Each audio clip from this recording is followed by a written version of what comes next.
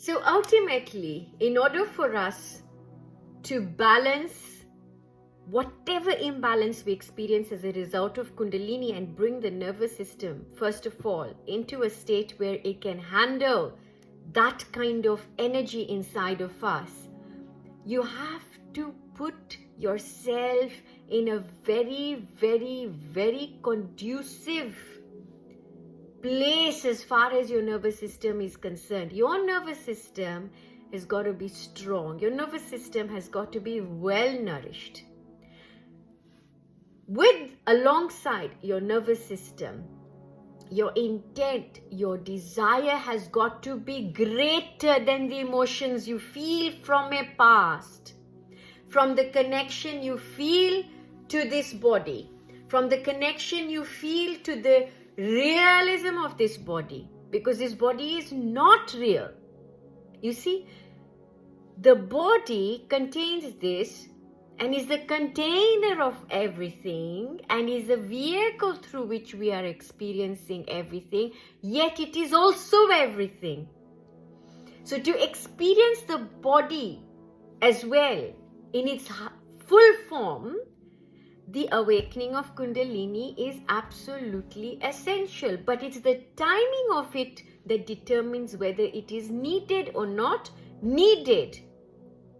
And if it is needed or not needed, as previously discussed, depends on the times that we are experiencing as a race, experiencing as a collective.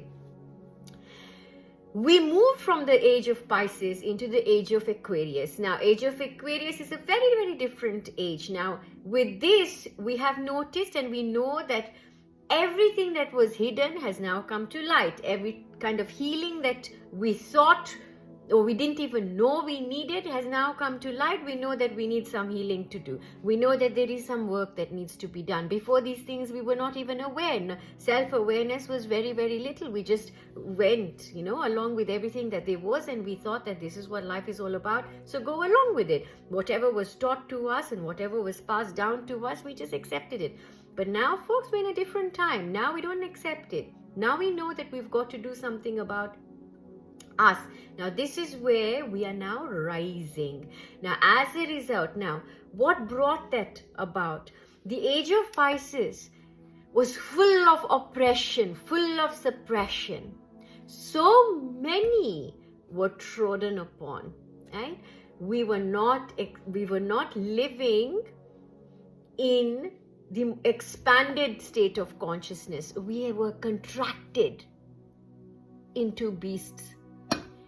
From beasts, we then rose to a little tamer versions of animals. See, this is how our consciousness was developing. Now, eventually, that oppression, that kind of traumas that we endured, remember, we contain within us all our ancestors as well, right?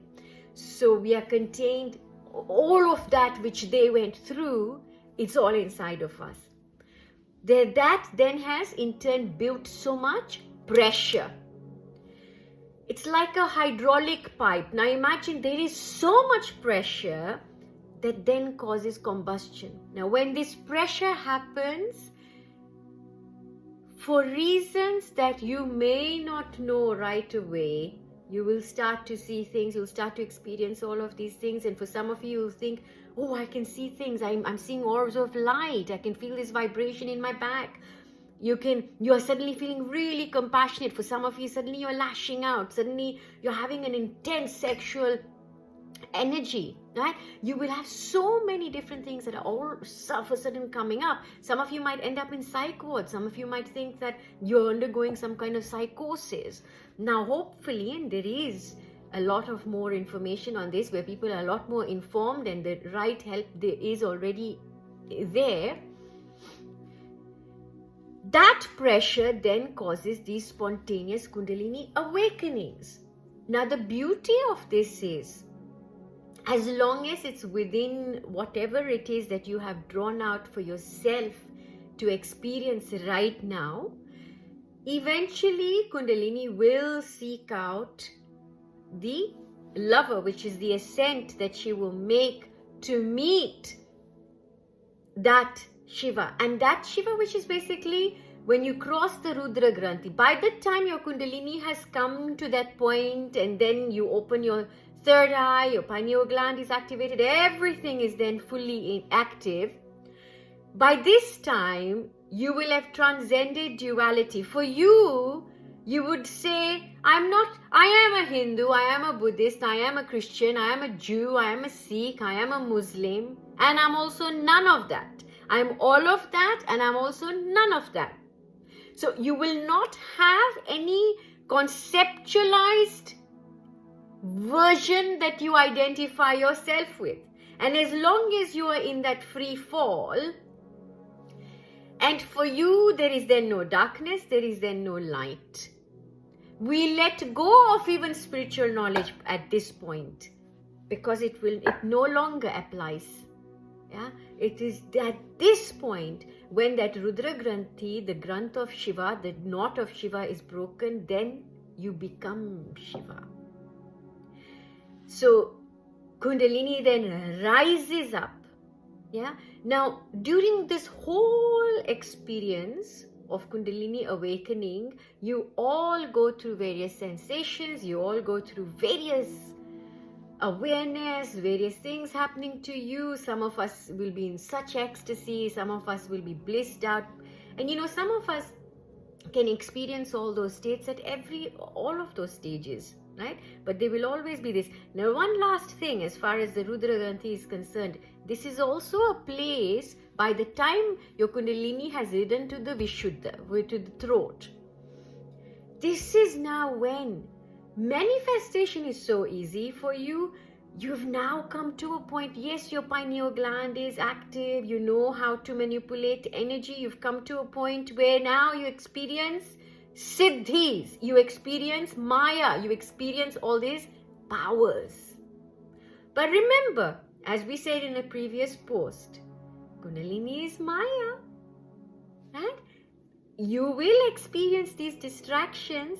So it's a bit like, if you want to manifest something, you create enough pressure inside of you, you heal everything that is on your lower side, your lower chakras, all of that is healed, you transmutate all of those things, you connect with the future reality that you want to experience, you keep meditating, increasing all the pressure inside of you, and then you get to a stage where you now develop the siddhis, where you now have these powers, you're able to experience this, but it might stop at that if we indulge in these powers. So by this time, for us to then break the Rudra Granthi and go beyond the Rudra Granthi, so that now you are operating from that ground consciousness, right?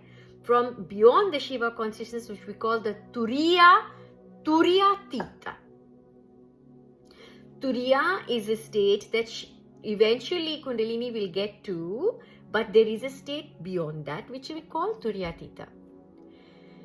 You will not get there if you're still pandering to how to manifest. I want to attract this, I want to attract that now, because by this stage we've already got those powers. So you're going to have to let go of those powers, and by just not pandering to them, have them. So this is where a lot of us, a lot of yogis get stuck. And this is where also spiritual ego comes in. So you could have come so far and get stuck at this stage and then fall down again. And a fall from this level is very difficult to recover from.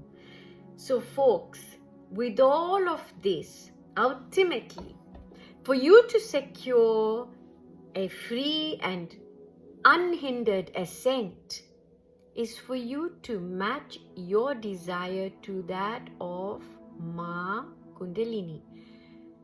Ma, because mother is creation. Mother is the root of all creation. It's through mother that we all come into form.